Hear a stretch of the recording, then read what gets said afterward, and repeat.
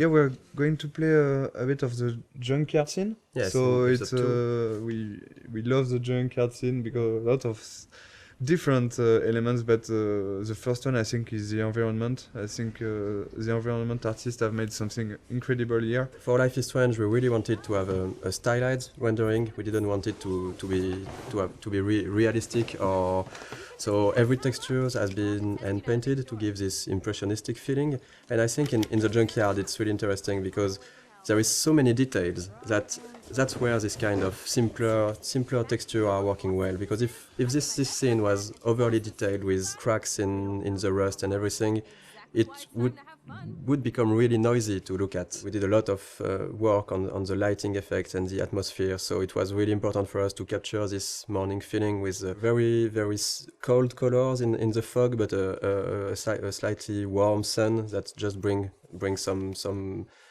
soft and warm feeling to the scene. This scene is also a good example of what we want to do in terms of environmental storytelling. We've got a lot of different objects who are there and who has their own story. And Okay, let's do this. Can you find 5 bottles while I prep the shooting range? Beer and guns? Nice combo. You can handle it. Now go find us 5 bottles. This is one of the pretty best please. puzzles of the game, I think. Yeah, I think it is. I think it's mostly the final bottle that was really hard to find, and we did a mistake on it because it was maybe too well hidden. Our goal for this was just to allow the player to push the player to visit the place while looking for those bottles, because there is a lot of interesting things to discover. Basically, the junkyard is where Chloe brought Max to try her power, but it's also where Chloe and Rachel were hanging out together before Rachel disappeared.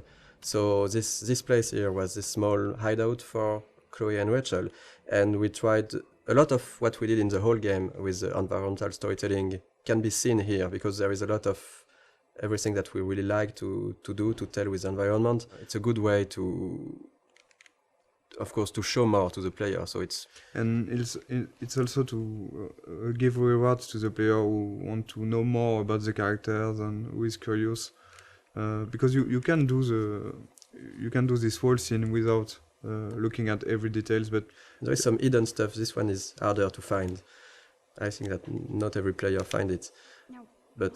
And this is a big letter that Rachel wanted to write to Chloe, and maybe never gave it to her. In Life is Strange, we really tried to put a lot of attention to the details. So we have a lot of various levels of things, and if you look around, you can find some really small details that are useless to the main story, but interesting. Actually, we start to play with that, putting more and more things in corner, in dark area, to see if the player can spot it or not. And usually they did.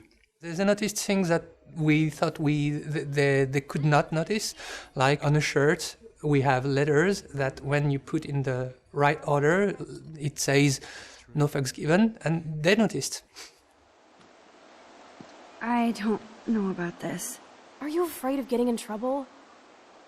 Oh, boo-hoo, Max is afraid. I know you can handle this, and I'm here to guide you. Make me proud, sister.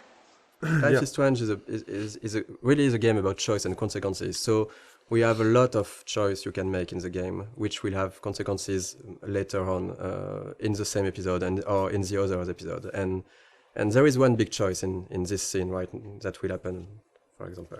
Yeah, the idea for each choice is really to have not easy choice to take, even if it's not life and death choice, like you could have in other game, or it's more everyday life choices. The important is really to make your own and to decide to live with it. So that's why with the max power, it's of course more difficult, because you can try a choice.